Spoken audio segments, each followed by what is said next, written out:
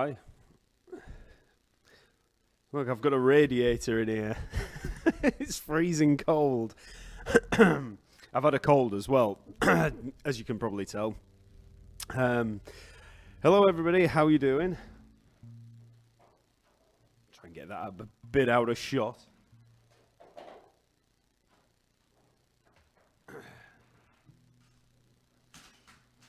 Ugh. Yeah, so I've had a really bad cold all week. That's why I didn't have a video out last week. And you won't have seen a live stream last week either. So, yeah. Now, I'm putting this out on YouTube and on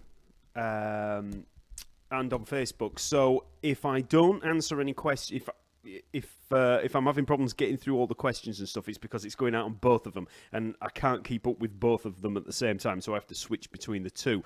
What I'm going to do is do a little bit of a seminar kind of thing on harmonics and odd time signatures. So if you're not into any of that, then, you know, it's not for you. So I'm going to give you a bit of a rundown on some of that stuff, and then I'll answer a few questions at the end. Well, I mean, I say at the end. It depends how long it takes me to get through this harmonic thing.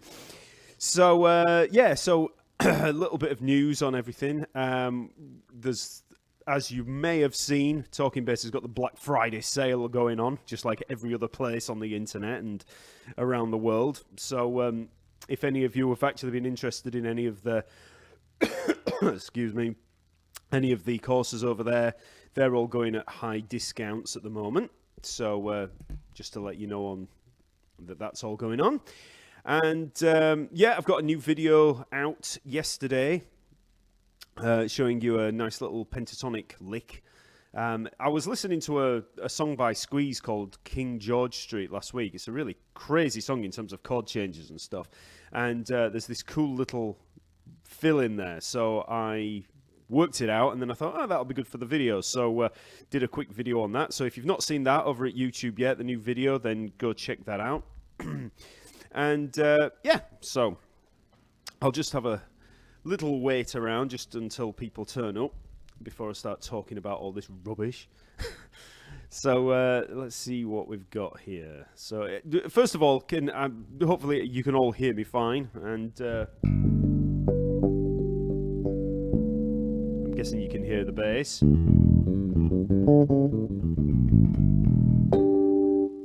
So if you can't hear any of that, just let me know. And let's see what we've got in terms of people here at the moment. 67 on there, that's pretty good. 31 on there, that's nice. Okay, so if you could see my computer screen at the moment, I've got lots of things going on, trying to keep track of everything.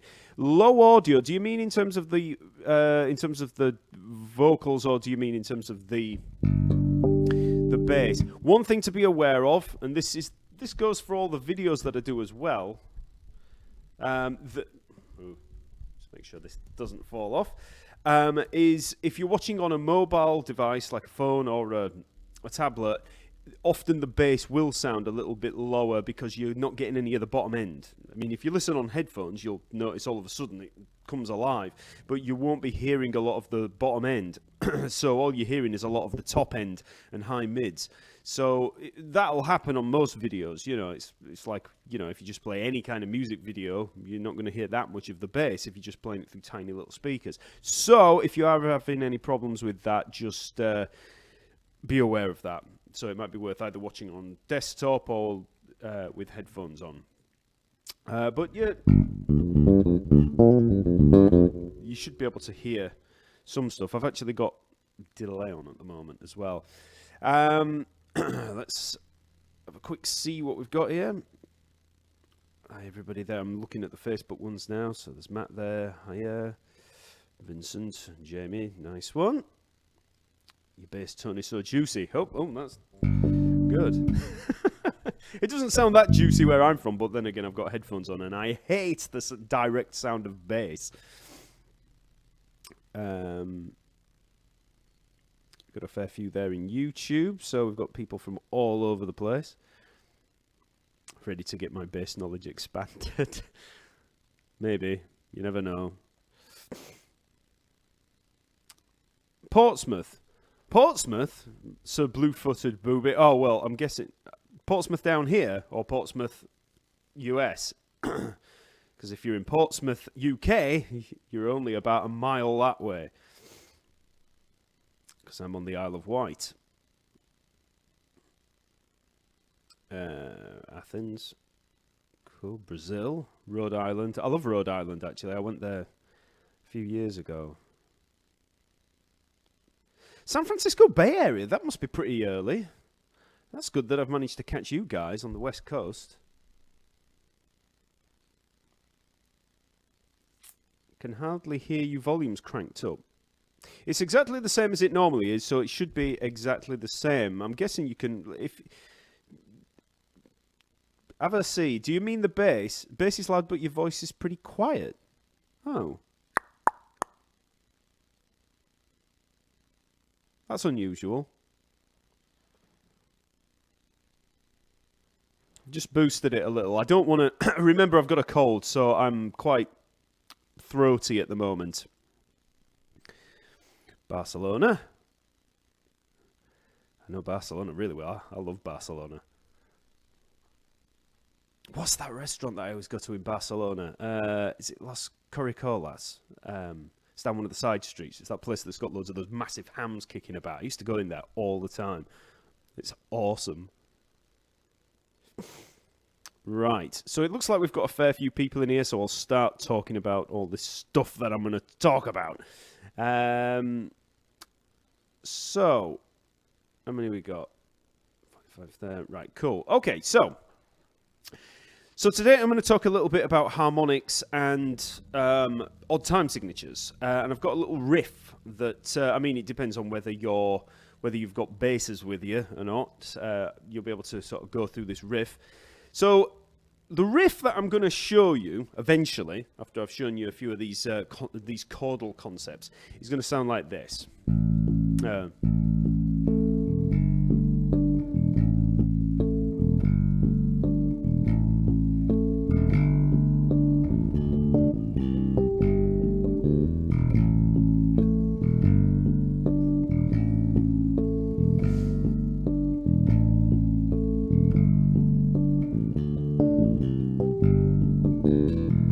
Okay, so just a little harmonic riff. So it's using harmonic chords, and it's in 7/8.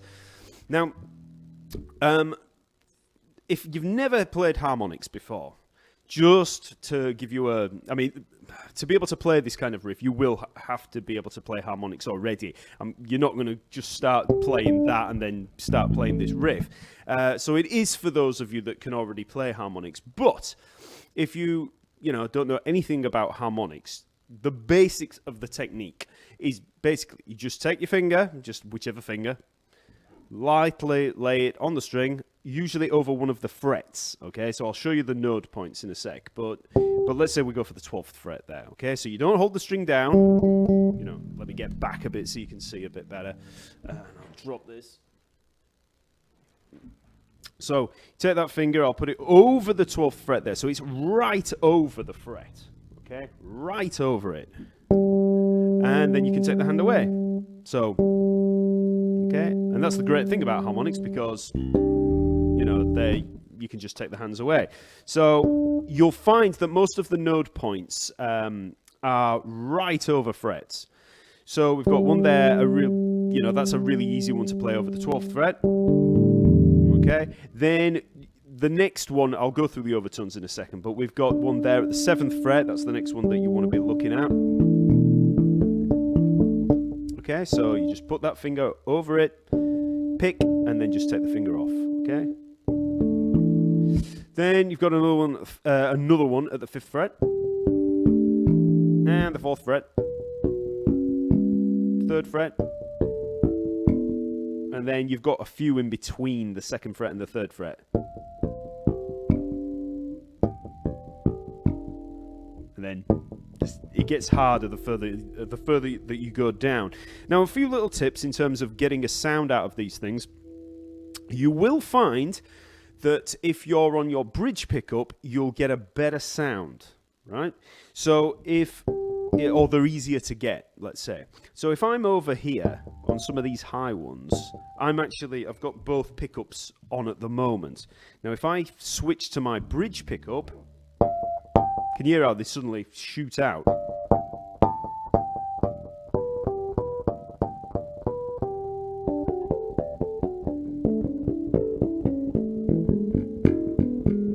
Okay, now I'll go back to both pickups. I mean, you can still hear them, but as I switch it round, okay.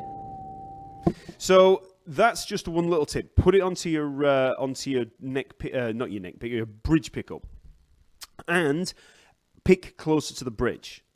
The more that you pick down here, you're likely to possibly get what do you call them? Antinodes, which you don't want. You don't want to be picking over a node because it'll cancel it out. But if you're trying to get those real high ones, you want to be picking right back here. Okay.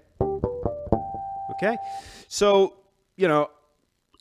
I could go right into all the overtone series and all of that stuff, but I've got a load of YouTube videos devoted to that, and I'll be here all day talking about that, so I won't bother. Just know that if you really want to work on them, 12th fret, 7th fret, 5th fret, 4th fret, and you just work down like that, and then you've got a bunch of them there. You've also got one at the 9th fret, but that's just a repeat of the one at the 4th fret.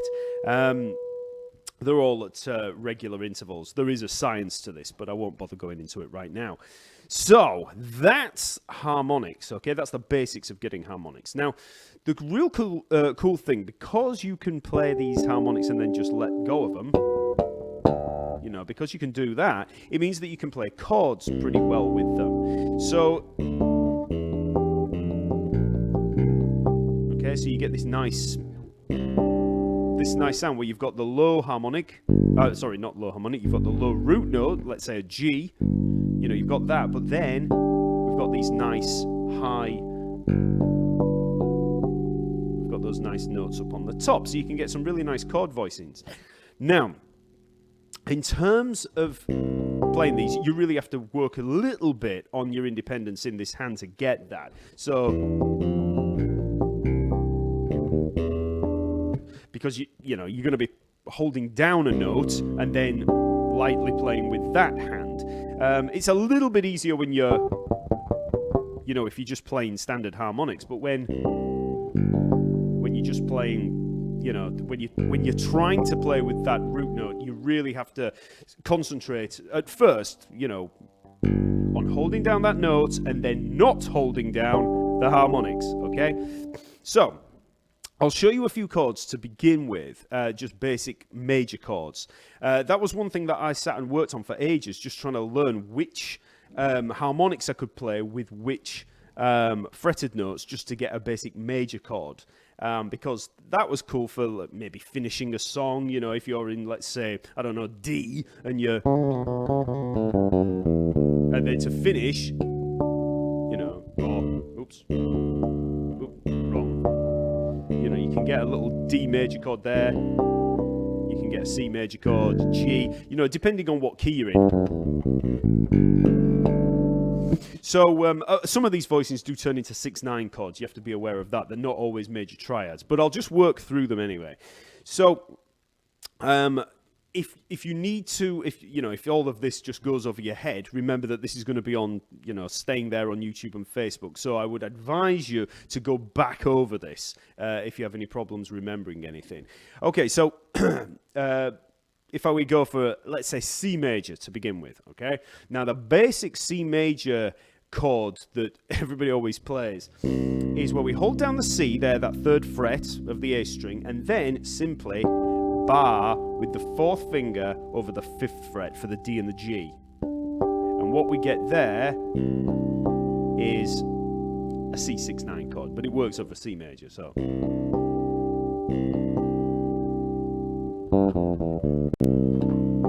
Okay, you could also put that one in there at the 4th fret. You can put a load of these in, but that gives us a major 7.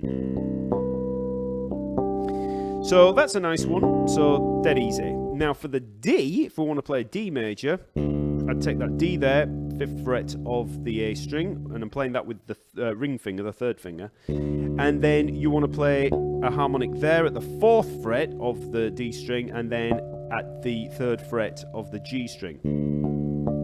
And you get that D major chord. Now you have to be really careful with that because you can accidentally get that horrible kind of flat and horrible dissonance in there if you're not careful, and it's only like a fraction of an inch just to the left, so you have to be really careful there. So that's a D major.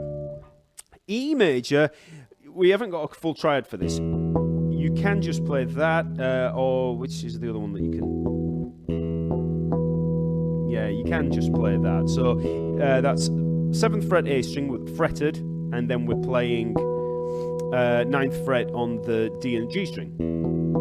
Okay, so far we have C, D, and E. I think there's one here. There's one that I used to play. That's might be that one. Anyway, F. Play that one there, so that's with the 4th finger there on the F, which is the 8th fret of the A string, and then we play the 7th fret and the 5th fret harmonics on the D and the G string. Then for G, 3rd fret fretted on the E string, and then you can just, there's a few of these, but you can play the 5th fret of the D string and then the 4th fret of the G string. You get that nice little chord there. Bear in mind, you can play these either as a whole chord like that or just arpeggiated like that. Oops.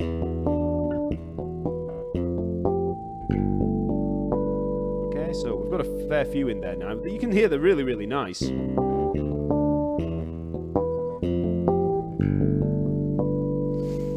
Also with that G, you can really pretty much play all of those harmonics there on the 5th fret as you come up. And then fill in with that one there. You get that nice little, I think that's sharp 4 in there. Then for the A, and this is going to come in on the riff that I just played, you want to take the A 5th fret of the E string with your 2nd finger, and then you play the harmonic at the 4th fret of the A string, and then at the 7th fret of the D string. Okay, so that's an A major. And then for the B, you can actually just play it there. So 2nd fret fretted on the A string, and then 4th fret on the D and the G string. Or there. Now, how else?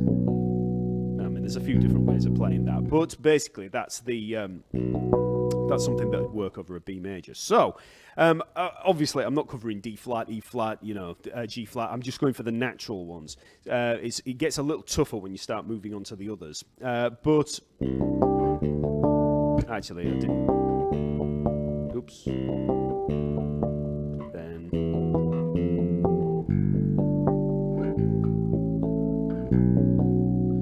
So, quite a few nice little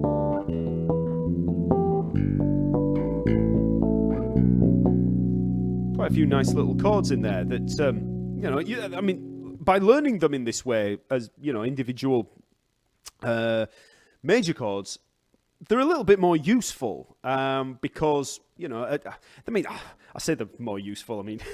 It depends what you're going to be doing, I suppose, what kind of gig you're playing.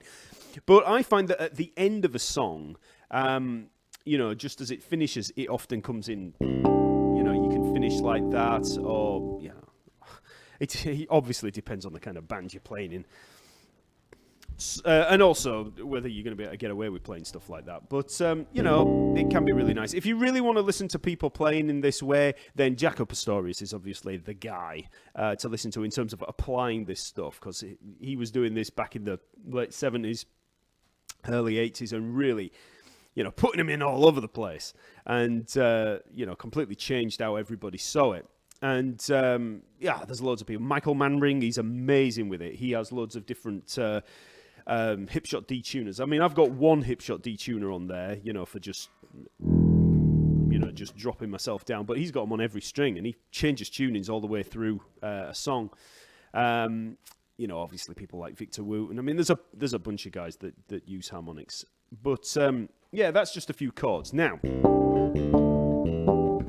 oh, and actually one that's really cool that you can use, that everybody plays all the time, is this E7 kind of voicing, which kind of gives you that almost like an E7 sharp 9 kind of vibe, a little bit like Hendrix. Like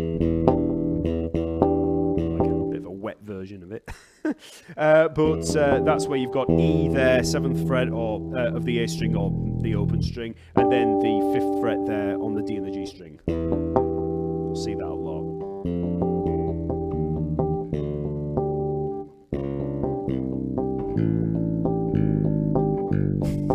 Just move your fretted note around. Again, apologies for my voice and everything. My nose is all bunged up. I've still got a bit of a cold and I've got a sore throat.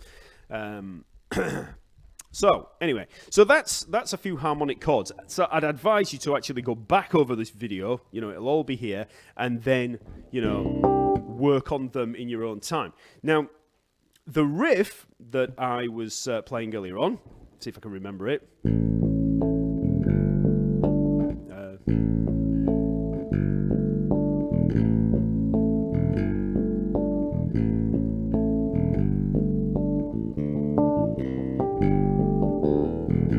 Okay, so what I'm doing here is I'm starting with that A major chord that I showed you. You know, remember that one? That's the A major. So that's the 5th fret E string, and then I'm playing the harmonics at the 4th fret of the A string and the 7th fret of the D string.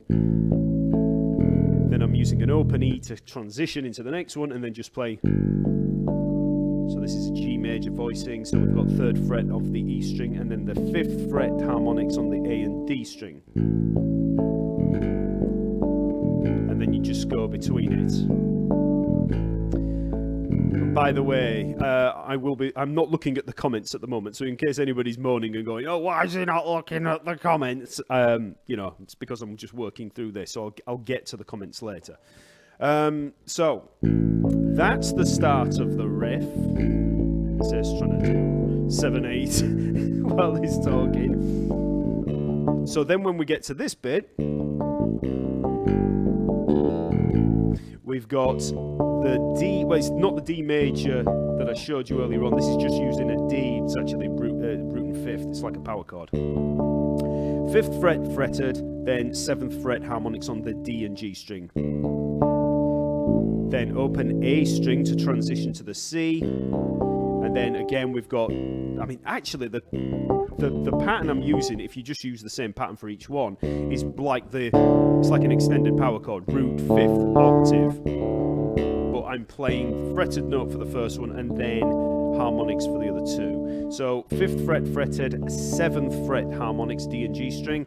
Same pattern, starting on the C, 3rd fret fretted, A string, then 5th fret harmonics on the D and the G string, and then the G, we're back to that, 3rd fret fretted, 5th fret harmonics on the A and D string. So, and then I play open D, hammer onto the E, 2nd fret of the D string, and then I'm back. Okay. Now remember, it's in 7/8, which I'll come to in a minute, which is why it can feel a little bit weird when you work through it. But that's the notes. Okay. So.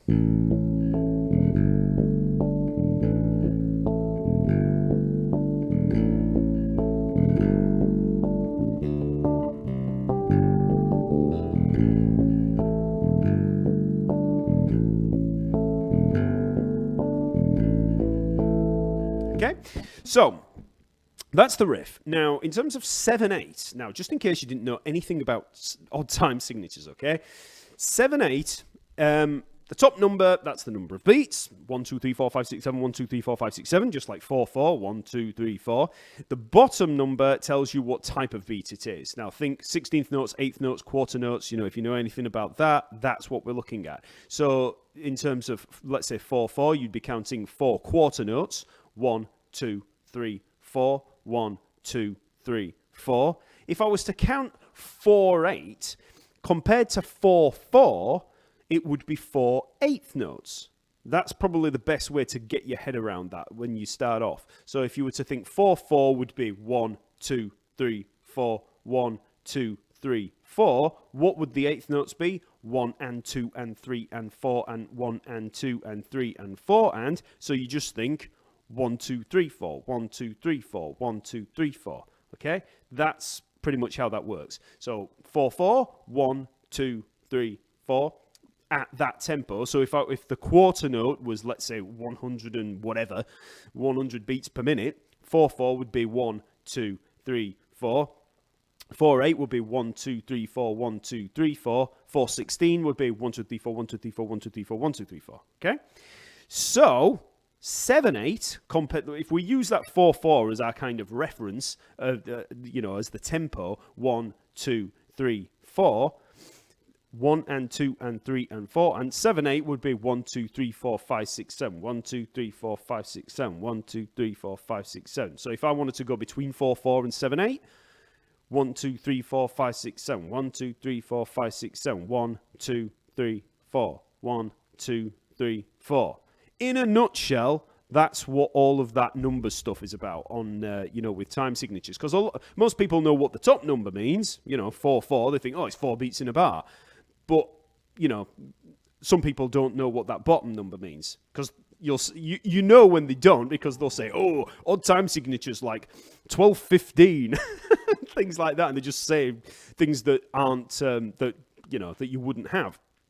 And that's because that bottom number is to do with it being either whole notes, half notes, quarter notes, eighth notes, 16th notes, 32nd notes, 64th notes, whatever. So you could literally have a time signature of 21/128 or 31/32 or something like that, or 65/64, but you wouldn't have 5/12 or 5/13. That doesn't work because, remember, we're talking about 8th notes, 16th notes and all that. I actually did once write a piece when I was at music college where I actually did use a funny key signature, where time signature, and I think I had it as a something 12, and it was because I was trying to, it was a roundabout way of trying to put it as a triplet beat, going between them rather than using... Yeah, I won't get into it, but it was just a way of doing that. So, which I was told not to do. So it didn't work in the end. But that's time signatures in terms of the bottom note. Now, there is an easier...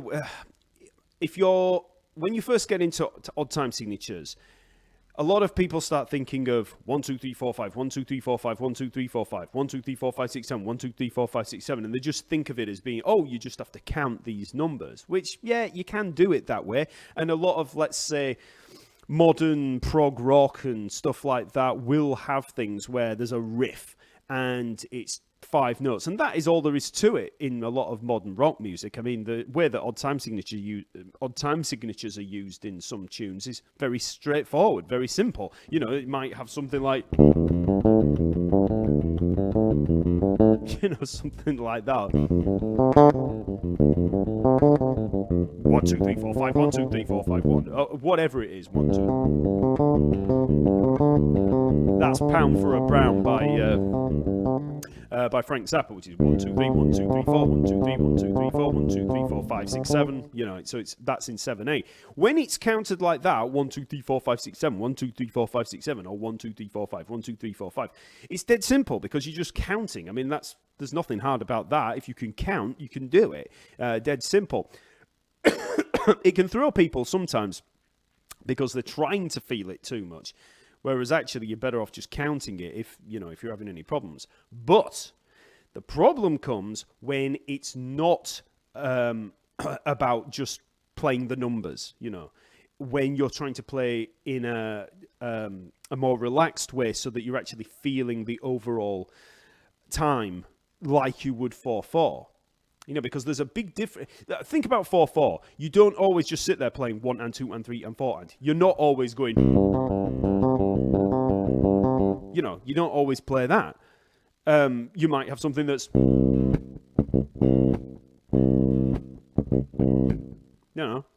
that, as simple as it is, we're not thinking 1, 2, 3, 4, 1, 2, 3, 4, or 1 and 2 and 3 and 4 and. We're not thinking like that. We're just thinking, we're feeling the overall bar.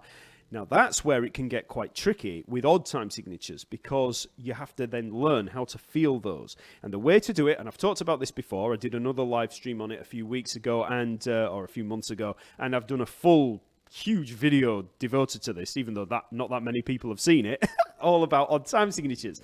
Now, the thing to do is try and feel the overall, what you could kind of class as almost like clave, but feel the accents in there.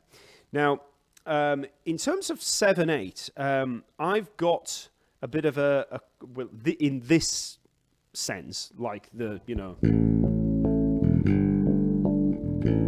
feeling. There is a bit of a hack that you can use for those particular like eighth notes time signatures, and that's to think of them in a kind of half-time way. So instead of thinking 1, 2, 3, 4, 5, 6, 7, 1, 2, like for instance this 1, 2, 3, it's 1, 2, 3, 4, 5, 6, 7, 1, 2, 3, 4, 5, 6, 7. That's the pulse. 1, 2, 3, 4, 5, 6, 7, 1, 2, 3, 4, 5, 6, 7. But I'm not thinking 1, 2, 3, 4, 5, 6, 7.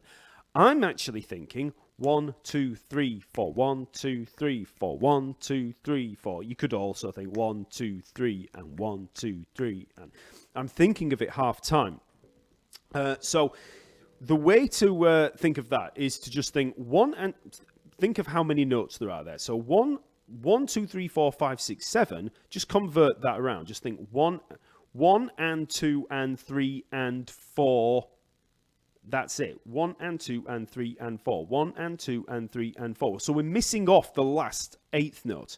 1 and 2 and 3 and 4. 1 and 2 and 3 and 4. Now take the ands out. 1, 2, 3, 4. 1, 2, 3, 4. 1 and 2 and 3 and 4. 1 and 2 and 3 and 4. 1, 2, 3, 4. 1, 2, 3, 4. 1, 2, 3, 4, 5, 6, 7. 1, 2, 3, 4, 5, 6, 7. 1 and 2 and 3 and 4. 1 and 2 and 3. 1, 2, 3, 4. 1, 2, 3, 4.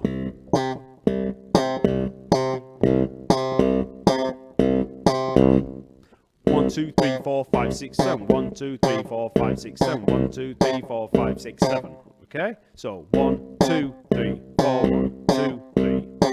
And you will hear this all the time in various, whatever band it is that's using on time signatures. You'll hear it for everything from Rush through to Genesis, through to Dream Theater, through to Zappa, through to Stravinsky. Whatever it is, you will hear that kind of way of thinking when it comes to odd time to eighth note meters especially. It's not as prevalent in quarter note ones, because then if it was, let's say, 1, 2, 3, 4, 5, 6, 7, 1, that's 7, 4. If you were to count it like that, you'd be going 1, 2, 3, 4, 1. It just doesn't work as well. But when you play with eighth note meters, instead of thinking 1, 2, 3, 4, 5, 6, 7, or even 16th note meters where you're thinking 1, 2, 3, 4, 5, 6, 7, 1, 2, 3, 4, 5, 6, 7, 1, 2, 3, 4, 1, 2, 3, 4, 1, 2, 3, 4, 1, 2, 3, 4, 1. That would be 7/16. So you can just think of it like that. Now, if you were to then think of 7 being 4, 1, 2, 3, 4, 1, 2, 3, 4. Think about what the others would be. So 5/8, 1 and 2, 1, 2, 3, 4, 5. 1, 2, 3, 4, 5. 1 and 2 and 3. 1 and 2 and 3. 1, 2, 3. 1, 2, 3. 1, 2, 3. 1, 2, 3. 1, 2, 3, 4, 5. 1, 2, 3, 4, 5. 1, 2, 3. 1, 2, 3, 1. Okay? So I think of them like that. So 5/8 would be 3. 7/8 would be 4. 9/8, you just go through the odd numbers. So 9/8 would be, what are we up to? 5. So then 11/8 is 6. So that would be 1, 2, 3, 4, 5, 6. 1, 2, 3, 4, 5, 6. 1, 2, 3, 4, 5, 6. Then, what did we get to? 11. So then 13 will be 7. So 1, 2, 3, 4, 5, 6, 7. Or 1, 2, 3, 4, 1, 2, 3, 1, 2, 3, 4, 1, 2, 3, 1. You just work through them like that. So that's a really easy way of thinking of odd time signatures. So if I'm going between 7/8 and 5/8, I could be thinking 1, 2, 3, 4, 1, 2, 3, 4, 1, 2, 3, 1, 2, 3, 1, 2, 3. That's 2 bars of 7/8 followed by 2 bars of 5/8. So if I was playing, so 1, 2, 3, 4, 1, 2, 3, 4, 1, 2, 3, 1, 2, 3, 1, 2, 3, 4, 1, 2, 3, 2, 3, 1, 2, 3, 1. You know. So that's, I mean, you don't obviously have to play every single note like that. I could just be thinking 1, 2, 3, 4, 1, 2, 3, 4, 1, 2, 3, 1, 2, 3, 1, 2, 3, 4, 1, 2, 3, 4, 1, 2, 3, 1, 2, 3. But it's a lot easier than thinking 1, 2, 3, 4, 5, 6, 7, 1, 2, 3, 4, 5, 6, 7, 1, 2, 3, 4, 5, 1, 2, 3, 4, 5. You know, and you're just thinking of 4s and 3s with that, and you're just cutting that last note short. And once you have that, once you've got a little bit of a like a skeleton there for the time signature, it means you can add notes in, take notes out, and it's a lot easier. So if I'm thinking 1, 2, 3, 4, 1, 2, 3, 4, 1, 2, 3, 4, 1, 2, 3, 4, 1, 2, 3, 4, 1, 2, 3, 4, 1, 2, 3, 4. You know, I'm just putting a few notes in there around a D minor, and you know, even though I was counting and keeping that sort of odd time clave going on in my head, I was saying it there, but the actual notes, I wasn't actually doing that much at all with it. So 1, 2, 3, 4, 3. That's 7/8, but you wouldn't know it, you know, really. And that's how to make them feel a little bit more normal than odd, you know, the odd time signature, but you're actually making them feel a little bit more natural that way. I mean, I could keep talking about this all day. Anyway, let's get back to the harmonic riff. So now that I've said that, 1, 2, 3, 4, 1, 2, 3, 4, 1, 2, 3, 4, 1, 2, 3, 4. You've actually got those notes in there. A note on each one of those hits. So 1, 2, 3, 4, 1. So A, and then we've got the harmonics. So 1, 2, 3, up an E. 2, 3, 4, 1, 2, 3, 4, 1, 2, 3, 4, 1, 2, 3, 4, 1, 2, 3, 4, 5, 6, 7, 1, 2, 3, 4. Hold on, sorry. 1, 2, 3.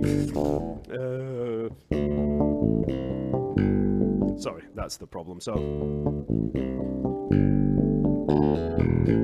okay. So once you've got that kind of bum bum bum ba bum bum bum ba going round in your head, you'll probably find that you can become a little bit more natural with it, and you don't have to think as much. You don't have to keep thinking in your head. You'll just start to feel it a little bit more. That's why when I actually then tried to play that and think of the notes, the timing, it actually threw me off a little bit more because I'd actually just done it naturally when I came up with the riff. I wasn't thinking of where in the time it was. It was just I'd settled into the feel of the 7/8. So there you go. That's a little bit about harmonics and about odd time signatures. I've covered quite a lot of stuff there in a very short space of time.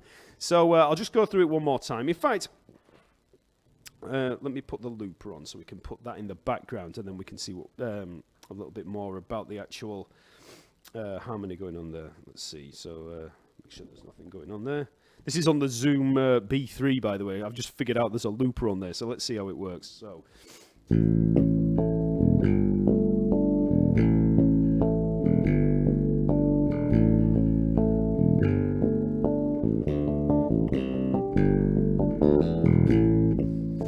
Let's see if we've got the loop right. So that's the loop.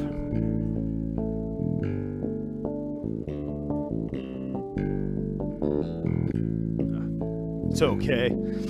So, just to give you a little bit of an idea of what's going on in terms of the actual harmony and everything there, it's pretty much A7. We're thinking pretty much in terms of A mixolydian. Then it kind of switches to a bit of an A natural minor with the major chords moving around.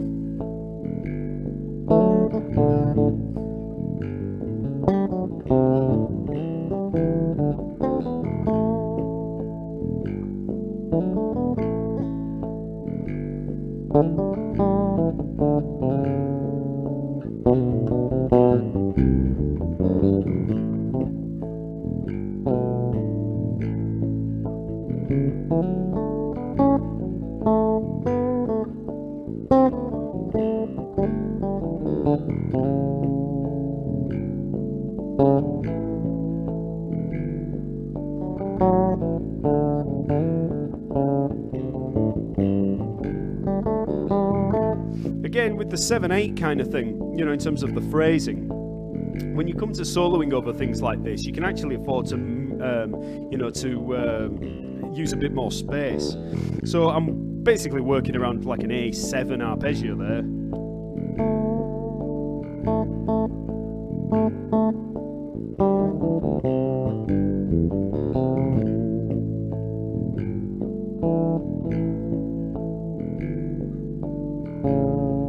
Just single notes there.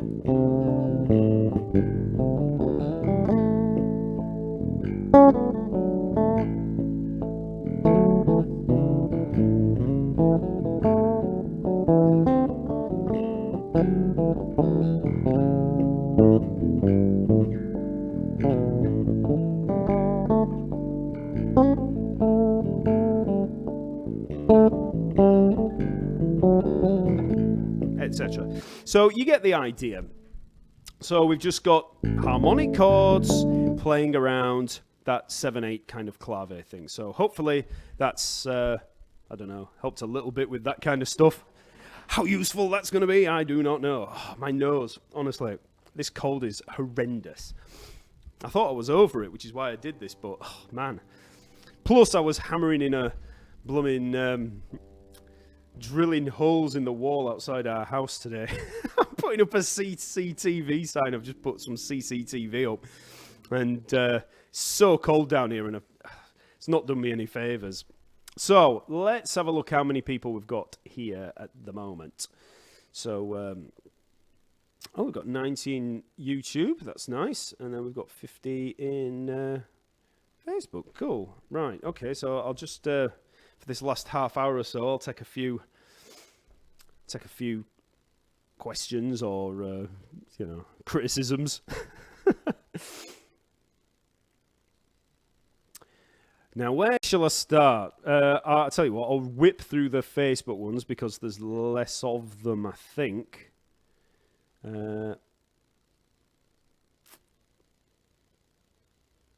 John there, are you planning more classic tutorials like the Bach piece? I am actually. In fact, what was it I was going to play? I mean, I'm going to do the same thing, but with a jazz piece, I think. I might work through I'll find a jazz standard that I've never learned before.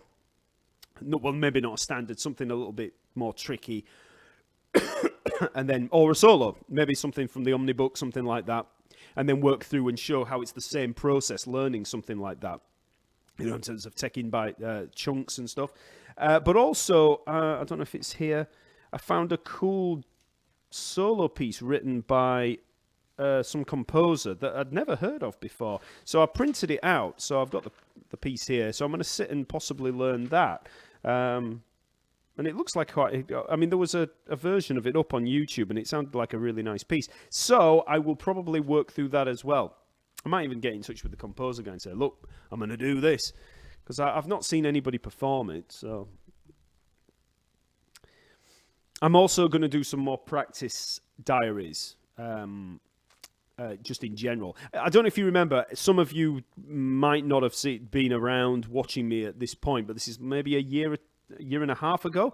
I started doing when I did the solfeggietto piece, I did a practice diary, for those 2 weeks. It worked out really well, and I thought, I'll keep doing that. So I started doing it with repertoire and showing how you can learn how you can learn songs. So I did it with a soul set to begin with, because that's the one thing I tell everybody: if you want to learn songs, if you want to, and this is just good practice in general.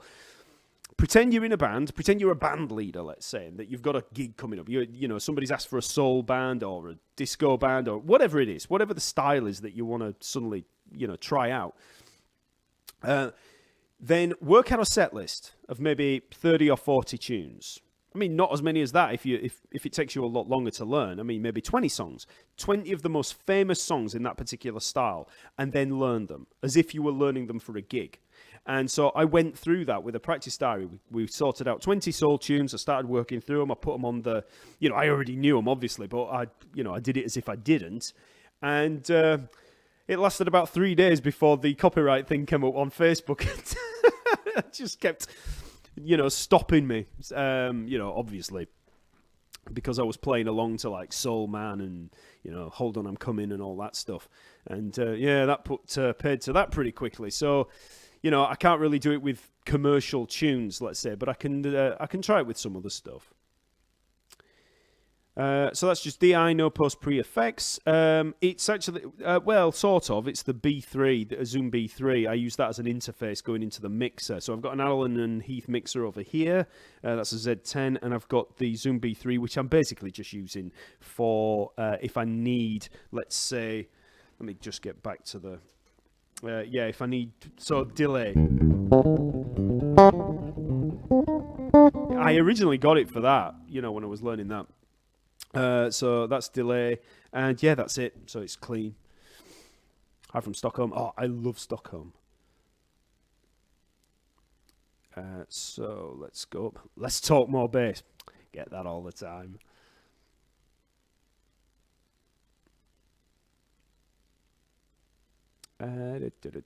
Recommend best strings, please. Well, I do like Jim Dunlop Super Brights, which are the ones I've got on here at the moment, although I did get a pack with a dead D string, so I've had to take the D string out. I bought 2 packs, and I've used 2 packs up on the same bass because one of them was dead, which was annoying. But I like either DRs or Jim Dunlop Super Brights. Those two I go between. But then again, strings are strings, aren't they?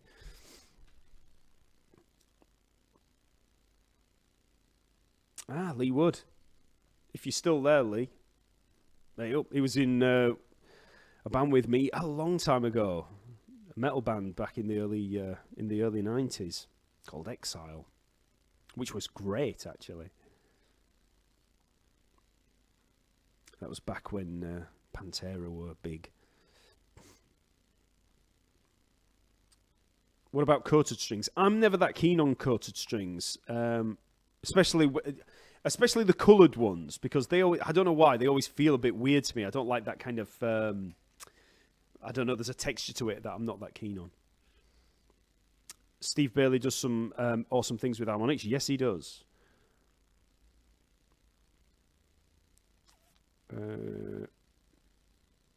Really enjoyed Solfeggiato. Any classical bass for a 20-fret bass that you've published? Not yet, but that is a good point, because a lot of people are having problems trying to learn solfeggiato because you obviously need 24 frets. So one thing I've been thinking about is doing an arrangement of a few Bach chorales, because they're always good for that, because you get like four. In fact, it's something that I used to do when I used to teach bass at one of the classes that I used to have to teach at this music college was almost like a bass ensemble class. And so I'd have all these bass players there, and I used to think, well, what can I do that's actually going to be a little bit more interesting than just playing through the same old crap? So I used to get Bach chorales, and I used to. It helped with the teaching reading, because they had to read the part, and it was something nice to play. And so I used to, just keep doing these Bach chorales, and they'd sound great. They weren't particularly hard rhythmically or anything like that. So. Yeah, really nice. So I might arrange a few of those, because they always fit on a 20-fret bass. They're never too hard to do.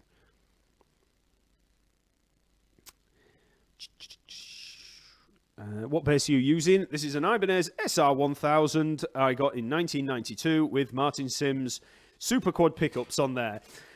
The old obligatory bass question. Okay, so not had a lovely day yet, but. Which is just an in-joke for all of the regulars. Right, so now I've moved on to the YouTube comments. So I'll work through these.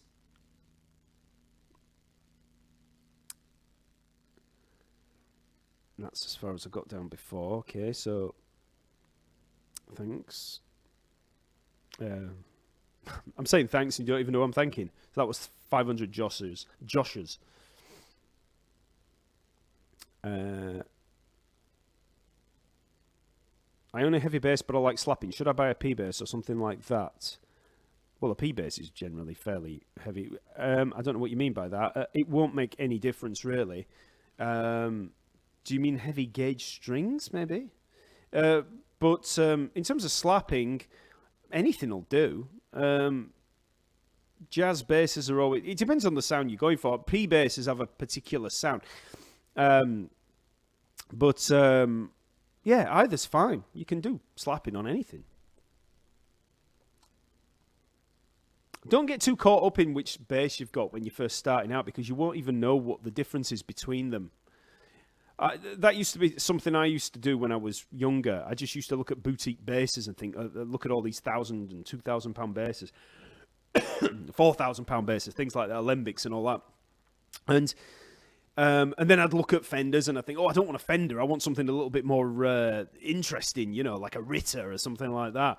And until you actually start gigging a lot and finding out, you very soon realise that, they all kind of go bum, bum, bum, depending on what gear you plugged in, especially when you're having to just plug into any old amp at particular venues. And, it's pointless getting too precious about it. You need to be able to get your sound out of whatever bass is given to you and whatever amp's given to you. Yeah, I mean, I know that I'm sort of dismissing a lot of things there because I'm a little bit anal when it comes to, my gear at times. But, yeah, don't get too...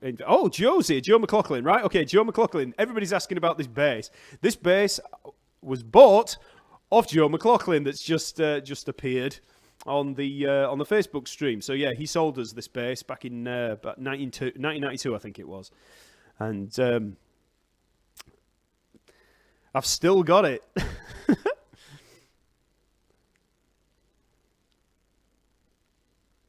And ironically, Joe was the bass player in the band that I was in before the earlier guy that was here, Lee. The band that I was in, Joe was in it before me. I took over from him. I think I took over from you, anyway.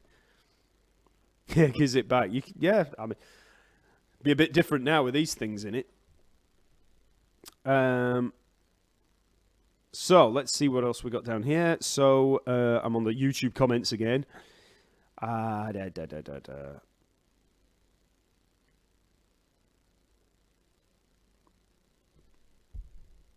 People always say that. They always say, is it a Soundgear 400? But it's not. It's a 1000. There were two of these. Joel, remember, that there was the pink one and there's the blue one.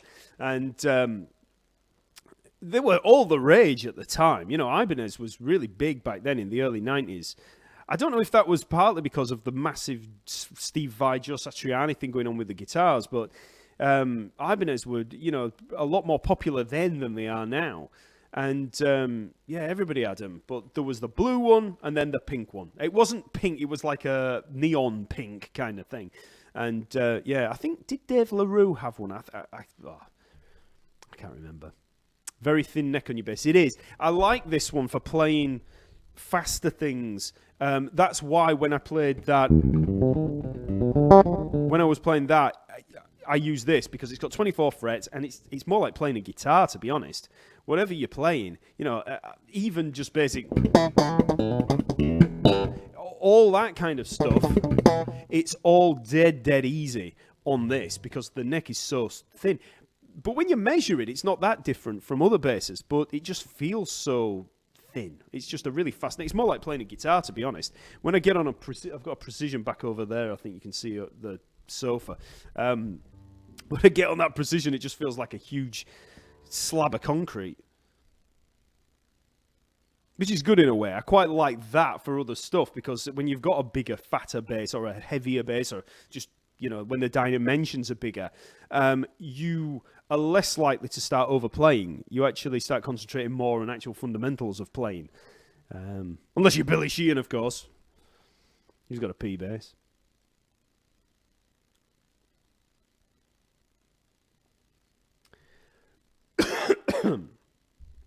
Yeah, Jimmy slapping a bass there. I have a bass I got that's for $10 that sounds better than $500 ones I've played. It's true. You know, there's all kinds of. I mean, you can get really cheap basses that seem amazing, and then you get some expensive ones that are just rubbish. Or that it's not rubbish; they just don't work for you. You know, I don't get on with Stingrays, to be honest. I had a Stingray 5-string for years. And I never used it. I always just used my Fender. I don't really gig with this that much. I always use Fender, the Fender Jazz. But then again, I don't play any. I mean, I don't gig hardly at all these days. But it's you know, when I was gigging a lot, I wasn't playing stuff where I'd be playing with 24 frets. You know, I'd be playing bass lines in bands. You know, like just regular old bass lines. And I always find that, you know, if you have a Fender, P-bass, Jazz, either one, you're gonna get a traditional bass sound. And you know, like when people say that Apple just works, you know, even though that's not strictly true. But that kind of thing with Fenders, I always feel like that you know what you're getting with a Fender. A bit of a cliche, but you know.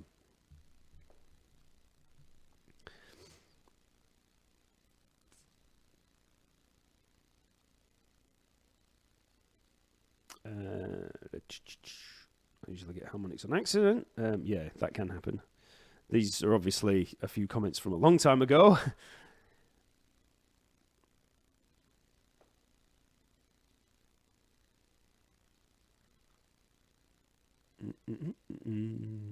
Right, I'll just get through those. Jimmy there talking about Billy Sheehan having 2 outputs on his bass, but I'm sure there's a pedal that would do that. Yeah, he has a stereo output on his bass. You know, he had it on his. I think he did have it on his P bass, didn't he? And then when he switched to his Yamaha, he had exactly the same thing. So he has 2 outputs coming from the bass. I think one's coming from the front pickup. He's got that big humbucker at the front, and he's got the P bass, the split coil in the middle. He has each pickup coming out separately, and then he runs that through a completely different rig, each one. And that there is that biamping way of doing it, but you can also there's the effects pedal out that he's got now. Who the hell's it by? I can't remember. It's not Electro Harmonics, is it? Is it MXR? Might be MXR. He's got there's the Billy Sheehan Overdrive pedal out, and that does that. You've got 2 inputs on it, and you can affect them both separately. So you still keep that bottom end, that dried sort of natural sound, and then you've got the affected sound on top. And that's how he gets that real grinding rock tone. But still with... And I mean, I've seen Billy Sheehan a few times with Mr. Big, and it's... You have to kind of hear it live to really understand where he's coming from with it. Because, you know, if you listen to him playing on a video or something like that, you can't really tell. But I have to say, when you go and see him live, he's got a lot of bottom end. You know, you listen to him live on a video and you think, oh, it's Billy Sheehan playing his, you know, he's got all that overdrive on. You know, there's a certain sound that you associate with Billy Sheehan, and then you might associate him with going, but when you actually see him live playing his bass lines, because he's still got that fundamental low end with the overdrive, it really, really, it's a massive sound that he gets with it. So, yeah, it's better to hear it live. My throat's going in it, you can hear.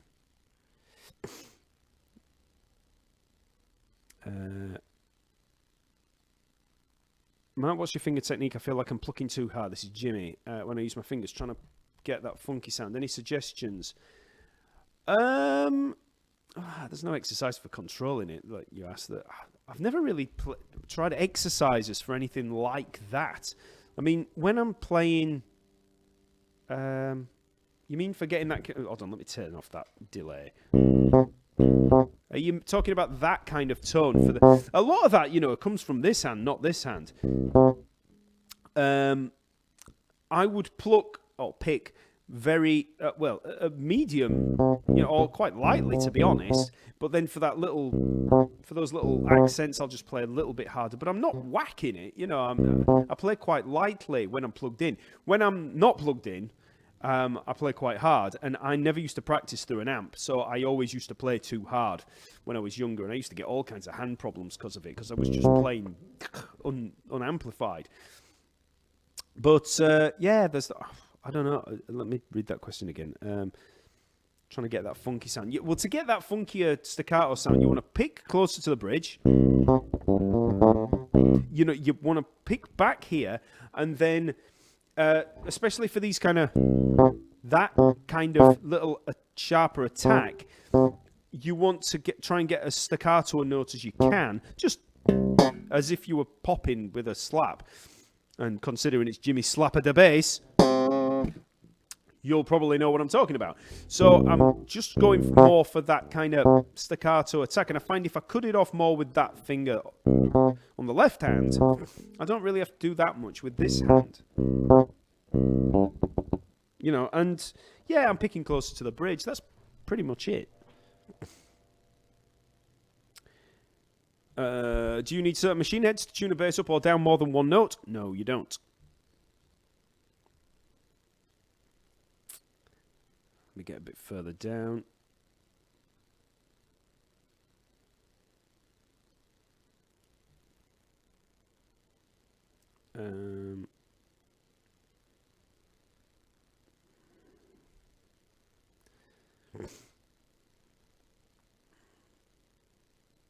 Mark, I learned the Neapolitan Scale recently, but I'm unsure how to implement it in any song. Well, that will happen.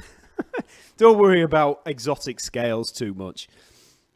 Concentrate more on chord tones, because then a lot of the scale stuff makes more sense, because you'll start to see the scales as connecting chord tones. You won't know how to apply something unless you... The very act of applying a scale entails working within the harmony, that, playing through the chords or whatever, making something up, making up a bass line that works through chords, or even if it's just over one chord, it makes no difference.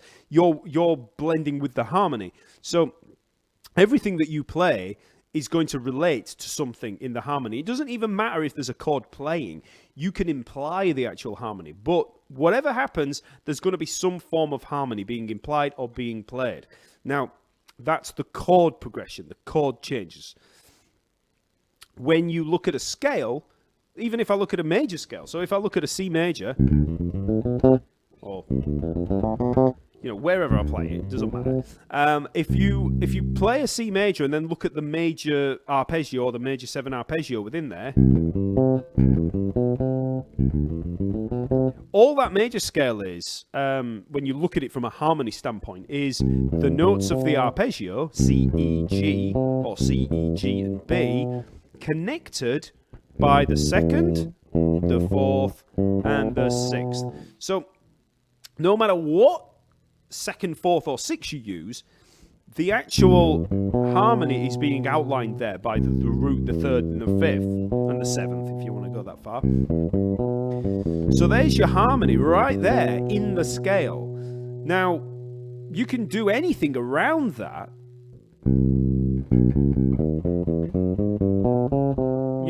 There I was using chromatic, enclosures around each part of it. It doesn't really matter.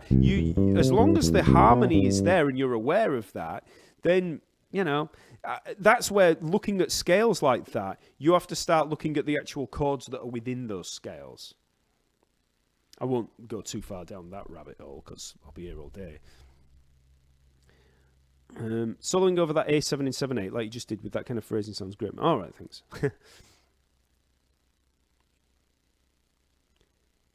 Is that the only bass you have? No. And it's not even the one I use the most. But it's funny, innit? Because I do these YouTube videos and I do all this talking bass stuff. You only really get to... your impression of me is what you see on some YouTube videos. And so it's like, oh, he's the guy that plays the blue bass. But, I don't actually play it that much. I just do when I'm doing things like this because it's lighter and it's easier on my shoulder. And, if I'm playing something that's... I don't know what I'm going to be playing in these kind of live streams, so I like to be able to play stuff where I'm going to get a little bit higher, or if I might be showing chords, you know, I want to be able to play those there, and it's not as easy when I'm using the precision or the jazz. So that it's funny how you have this kind of... I don't know what you think of... You know, there's that many people. I don't know what they're seeing. It's hard to put myself in their shoes. But it has become...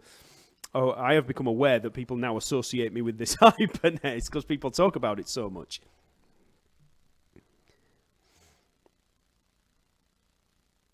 In fact, I was talking to Jeff Chalmers the other day that runs Discover Double Bass, and if any of you are SBL Academy members, you'll know him from there.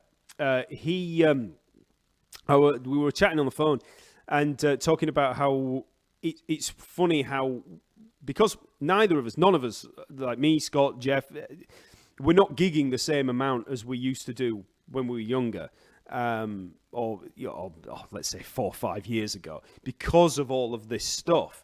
Like, I just don't have the time now because you wouldn't believe it. There's like so much to do with all of this. And I'm happy with that because, you know, I'm living on the Isle of Wight now. I've got family and stuff. I don't want to be going away all the time like I used to. But we were saying how, you know, people don't... If we were to say that and say that, oh, you know, if somebody asked, do you gig, you know, what gigs are you doing, blah, blah, blah, and we're like, well, we're not doing that many gigs. But to actually... You don't realize how many gigs we've done, you know, and what kind of background we've had with all of that. And it'd be great to go back in time, like maybe 10 years, and have all the stuff on tap now that we have now back then. I'd be able to do some amazing vlogs, you know, although, I mean, some of them probably wouldn't be fit for public consumption, I guess.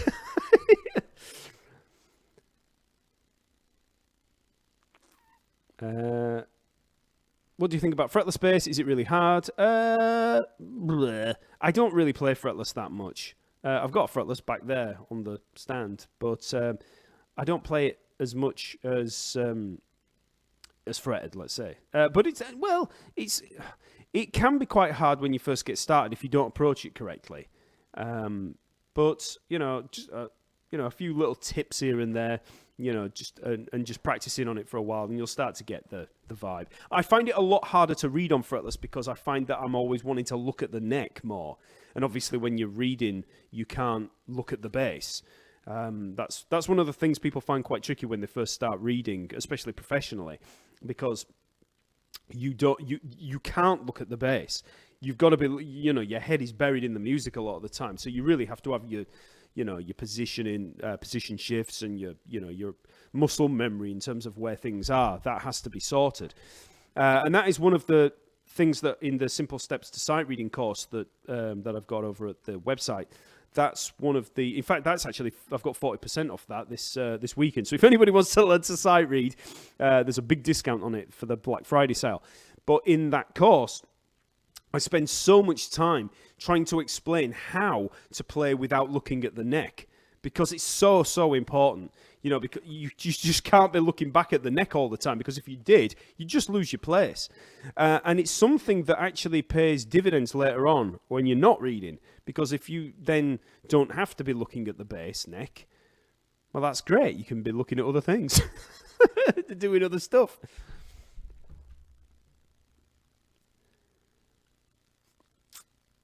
So I'm back on the YouTube ones. I'm trying to get down through them because the YouTube ones come in thick and fast, obviously. EBS,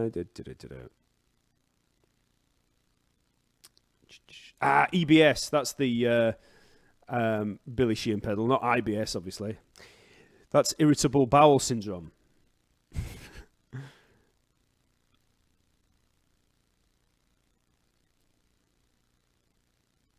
Try a stone pick. No, I've never tried a stone pick. Is that real?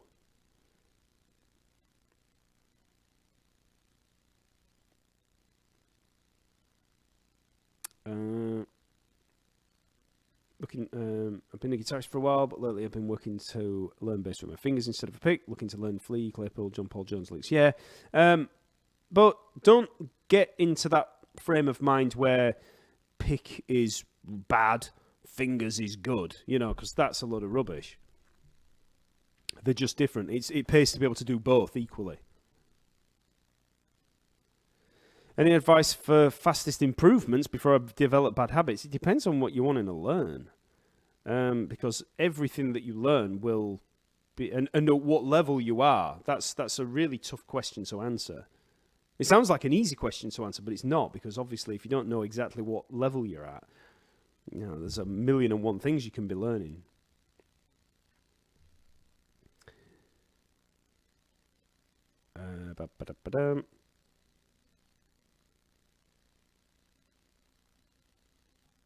Right, so that's that. So let me just switch back to Facebook for a minute, see if there's been much more going on there.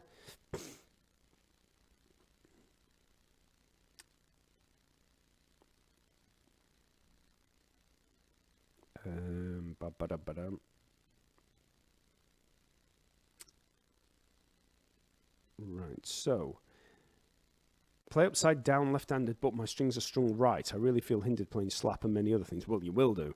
I love Portrait of Tracy by Jaco, but don't know how to get those harmonics. It's been a 30-year journey with that tune and still nothing. How do you get those harmonics? There's quite a few transcriptions of it. I worked it out off the sheet music originally. I'd have been better off just learning it from the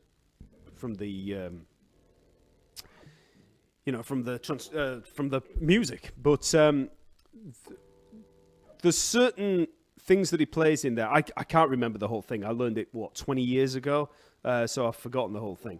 But at the beginning, let me put it on, so you've got that run at the beginning.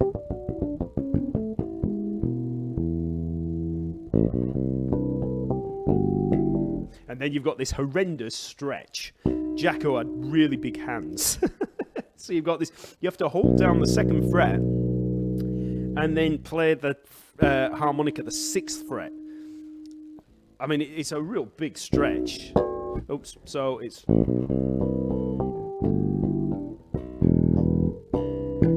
mean, that whole bit, I practiced it a lot when I started out, and so I was able to do that a little bit cleaner than that, but...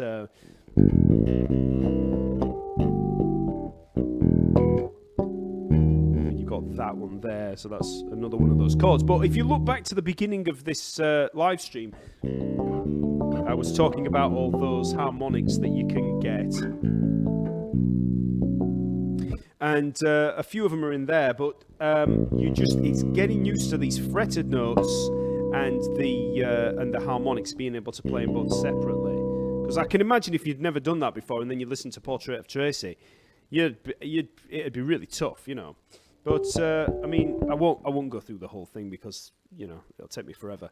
I've done a lesson on one of my harmonics videos on YouTube. I do work through that opening line, and it is quite tough when you first start doing this to really get the harmonics to ring out and not get overshadowed by the fretted notes.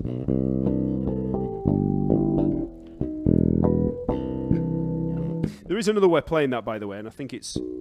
Yeah, you can use a pinched harmonic there. So, which I ought to practice actually putting that in, because it's... if I could get that down, it'd make things so much easier.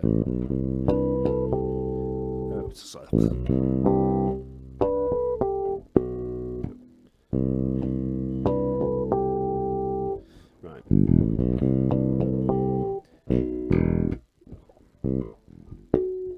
Right, so it's there. It's there. So it's about, you can see there, that pinched harmonic. That's instead of that. So that's another tip, and that can really, really help.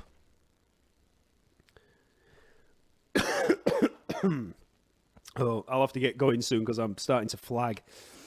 I'm just working back up through the ones on Facebook now.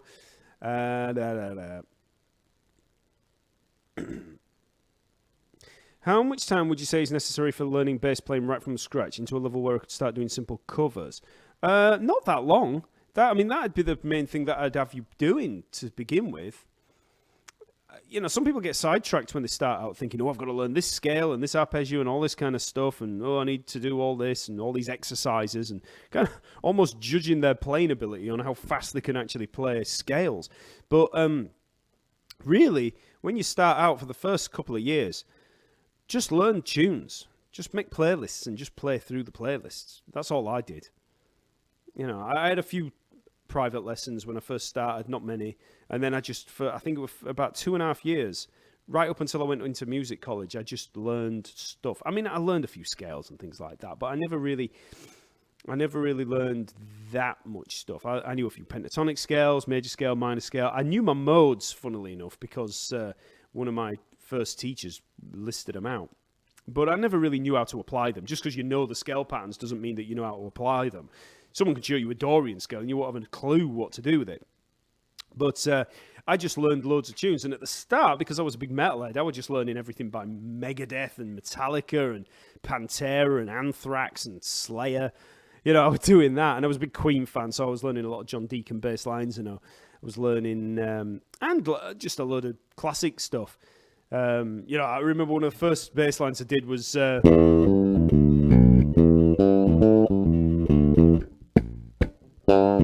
Blacking Out by Deep Purple. I loved that. And I used to find it really difficult to play Stone Cold Crazy by Queen. I remember us doing that in a little garage band kind of thing that we used to do.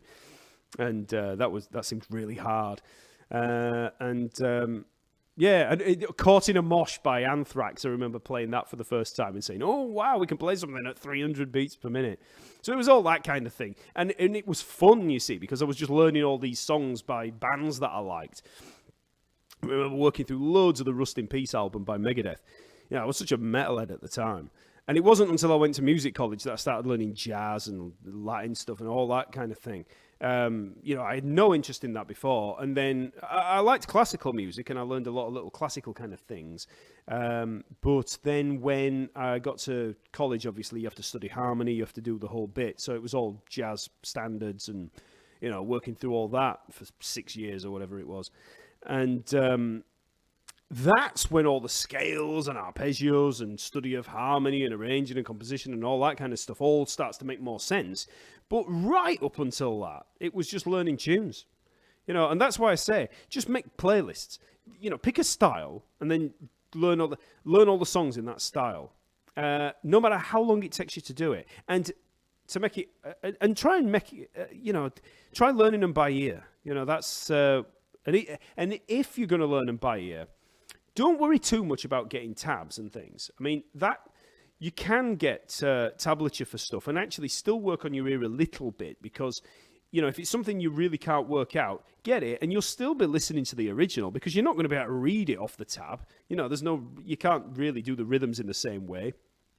So, you've still got to listen to the original, so it'll help you picking out bass lines and things. But that's as much as I'd say you need to do. And in terms of the time frame, I was playing cover songs right from the get-go. We had a little band that we were playing. I mean, to play professionally in a typical covers kind of band, yeah, you're gonna be playing a few years at least before you can be able to audition for a band and then say, right, okay, well, I'm going to be able to play anything that you're going to want to play, because it could be anything, obviously. There's a difference, being able to hire a gun and somebody saying, okay, well, we need you for this gig, and then giving you a set of 40 tunes and you have to learn them in a week. That's a different thing. But in terms of just learning some simple covers, right from the start, you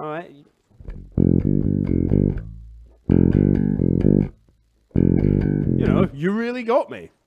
Doesn't get much easier than that. Just sit there playing that and then just work through things in that songs in that way.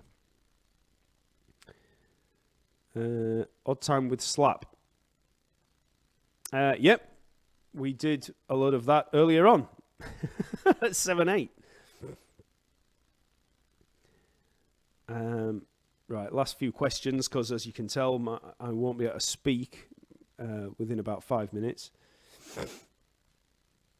Been looking into playing a 5-string. Any good recommendations? Well, I've got a 5 back there, a Squire Vintage Mod 5-string, and it's really good, actually. So if you want a 5-string, get one of those. I mean, you can go crazy with 5 strings. I mean, if you want to get a nice tight B string, then Dingwalls are really good for that. But basic Fender, Squier Vintage Mod 5-string, cheap and work really well. I mean, don't go for cheap Squiers like Affinities and things like that. You're better off going with the Vintage Modified series. Off topic, is it too late to learn bass? I'm 39 years old. You're not even old. No, it's not too late at all. I'm 42 now, so I think if I started right now, it'd be fine. I mean, like I say, I got to a fairly okay standard within about 2.5 years, so that I was able to play. I knew that I was able to play things like Bach cello suites and things like that within about 2.5 years. That was the first time I learned that. The good old. I learned that after about 2 years. So, I think I learned Bach's Toccata and Fugue in D minor. That was very early on, a real rag-ass version of it. But I was trying to learn. Just try and learn things you can't play. That's always good advice, I guess.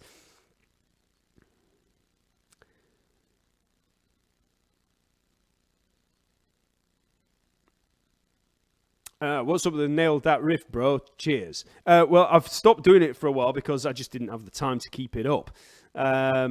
So I will probably come back to that. What I'm going to, because I've not been as heavy on the social media side of things as I could be, just because I'm trying to get this sight reading course done, the second volume. So I've got a lot going on with that, and so I've I had all the Instagram stuff going on. I'm going to be coming back to it very soon, but I'm just so busy at the moment. I just haven't got time, and I know all I've got to do is actually get the phone and then just put a video on. But I'm trying not to get too distracted.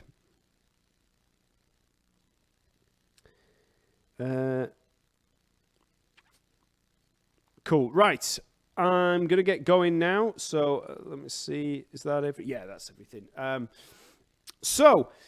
was pretty cool. So if you want to go back over all the stuff that I was talking about, the harmonics and 7/8 stuff, that's still there right at the beginning of the video. So just work your way through that.